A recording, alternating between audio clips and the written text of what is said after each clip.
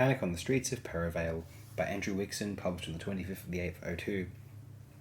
There's a terrible silence at the end of Survival, the end of my off-air copy of it anyway. Not total silence, the theme tune is beingly bonging away as usual, but at the moment when the continuity announcer should say, Doctor Who will be back in the new year, well, as we all know, that bit got omitted for a good reason. Did any of us realise Survival was going to be the last proper DW story at the time? I kind of had a suspicion we might be in for a delay before season 27, but no one said, that's it, that's the end, except perhaps the production team, by including the wonderfully evocative closing narration by McCoy. In any case, watching this story now, it's a terribly bittersweet experience, simply because, well, it's the last one. But at least it's a pretty good one. It has the potential to be an absolutely great one.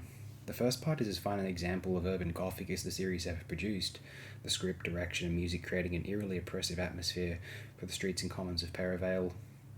The criticism of Thatcherism is fairly explicit too, both in terms of the ruthlessly competitive ethics of the time and also the mindset that created a society where people can simply vanish without it being noticed. The sequences on the Cheetah Planet aren't quite so effective, unfortunately, but the series hadn't produced a proper run around the Quarry story in over 2 years, so I suppose you must indulge it. Thankfully it's back to Perivale for the finale, but even here the story has flaws. The sofa, the fact that Derek and Shrila both vanish from the story rather arbitrarily. But the climax is fine, apart from McCoy's operatic delivery of, if we fight like animals, and it even manages to rehabilitate the Master up to a point. Obviously the best Master stories are the ones where he's in a hole and needs the Doctor's help, willingly or not, to get out of it, and on these terms it works well, but the Master is also less annoyingly written than usual, and apart from the occasional brahaha, Tony Ainley does the business too.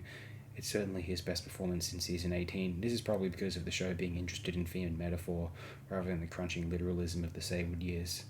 So it's stylish, politically engaged, thoughtful and energetic. It's also occasionally embarrassing, slightly willfully oblique, and has light entertainment guest stars. It's Survival. It's also a pretty fair description of the McCoy era as a whole. It's, ironically given the title, the last one, and know how I still wish it weren't.